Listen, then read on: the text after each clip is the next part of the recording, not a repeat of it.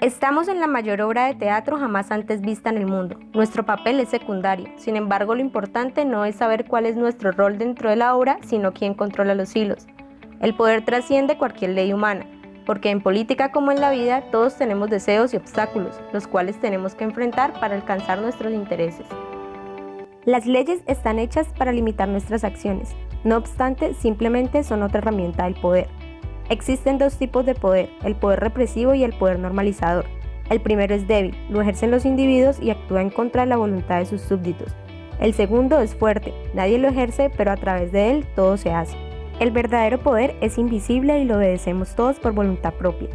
Esta mañana cuando te vestías para salir de casa, nunca se te pasó por la mente salir desnudo. ¿Sabes por qué?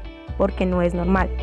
Vas al colegio, crees en Dios, buscas un trabajo, pagas impuestos, compartes tus datos personales en redes sociales, al igual que cada detalle de tu vida cotidiana, y nunca te has preguntado por qué. Porque la gente a tu alrededor te enseñó que eso es normal y que es un patrón cotidiano de la sociedad. Tú lo aceptaste y dejaste de pensar por obtener el título de ser una persona normal. A esta imposición la llama Michel Foucault poder normalizador. Todas nuestras acciones y decisiones ocurren dentro de un marco de conocimiento y un círculo social que dicta nuestra visión del mundo. Pero la pregunta es, ¿qué es el poder? Imagina un cuarto con 100 personas, 5 de ellas tienen AK-47. La pregunta es, ¿quién tiene el poder? Exacto, ¿quién les paga? O como lo dijeron los atenienses en la isla de Melos días antes de masacrar a todos, el fuerte hace lo que quiere y el débil soporta lo que debe. Esas 94 personas obedecen debido a la amenaza de violencia y actúan bajo los efectos del poder represivo. Los soldados actúan por voluntad propia, pero siempre de acuerdo a la realidad que su sociedad les impone. No existe un individuo tan poderoso como la sociedad que lo contiene. El poder represivo siempre se doblega ante el poder normalizador. La diferencia entre la gente con poder y la gente sin poder es que los primeros pueden diseñar un marco jurídico para obtener sus fines, y de esta forma se creó la superestructura, la cual no es más que la concentración del poder y a su vez no representa a ningún individuo.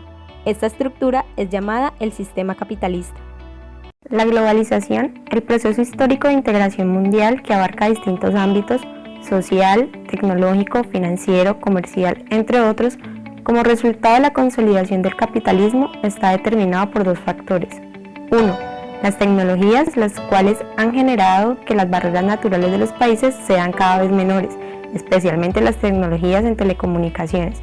Y 2. La liberación de los mercados, lo cual permite la entrada de estos a diferentes países casi sin restricciones. Su largo proceso de integración, si bien ha ampliado la competencia y los mercados para empresas transnacionales, también es el causante de las grandes brechas en materia de desigualdad para países en vía de desarrollo.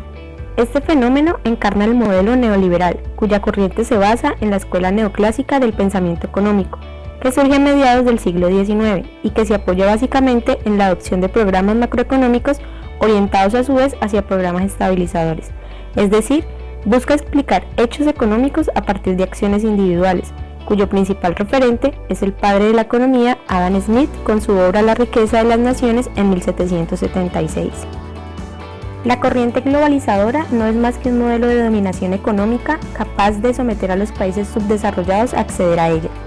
La propiedad privada y el capital es entonces el eje de funcionamiento mundial sobre el cual se rigen las economías, y para asegurar o controlar el libre movimiento del capital mundial y su eficiencia, existen diferentes organismos multilaterales tales como el Fondo Monetario Internacional, el Banco Mundial, la Organización Mundial del Comercio, el Banco Interamericano de Desarrollo, la Organización para la Cooperación y Desarrollo Económico, la Organización de las Naciones Unidas, Conferencia de las Naciones Unidas para el Comercio y el Desarrollo, Grupo de los 20 países industrializados, entre otros, los cuales emiten o indican a los gobiernos cuáles son las directrices o ajustes en materia económica, política y financiera que deben adoptar para el favorecimiento o la incursión supuestamente efectiva en el mundo globalizado.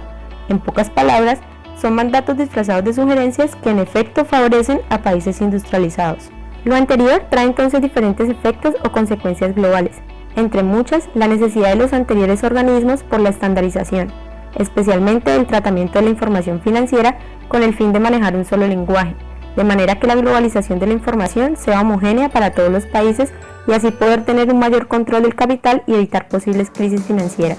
Con lo anterior, la profesión contable, tanto su técnica o esencia operativa como su formación objeto del presente análisis, es inherente a este proceso y por ende necesita de nuevas competencias para poder interactuar en este ambiente. La Ley 1314 de 2009 definió la política de convergencia sobre la cual se adoptan los estándares de contabilidad e información financiera y aseguramiento de la información que deben adoptar todas las organizaciones colombianas.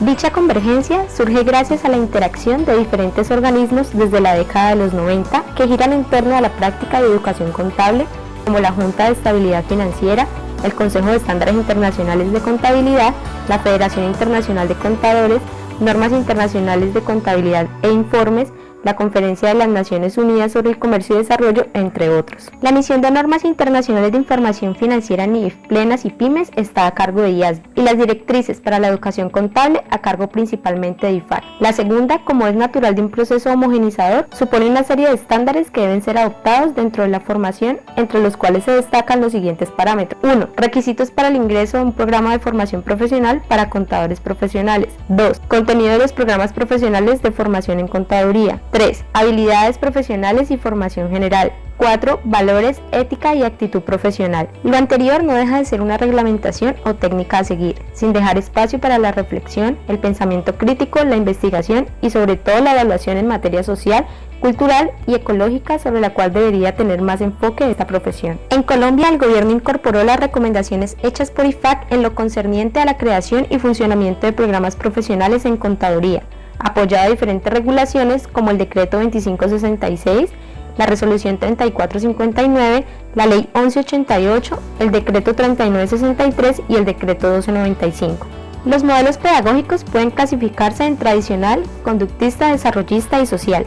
Es evidente que el modelo adoptado, no solo para la formación contable, sino en general para las demás profesiones, especialmente en Colombia, son de manera tradicional y conductista, puesto que los estándares solo se centran en que el profesional contable tenga los conocimientos y habilidades necesarias en pro del paradigma de la utilidad, que no es más que la producción de información útil para la toma de decisiones a satisfacción de necesidades específicas para ciertos sectores. El poder de la formación contable como saber hacer social debe proyectarse en escenarios donde se adquiera su contribución para elucidar parte de los interrogantes que procesos de cambio, como la propuesta de desarrollo a escala humana, plantea a las comunidades en su camino de progreso. La contabilidad con visión desde la formación social se convierte en un reto y a la vez debe generar espacios de discusión e investigación que dirija a los contadores públicos hacia proyectos que aporten e impacten de manera positiva a un verdadero desarrollo social, un progreso humanístico y no únicamente económico.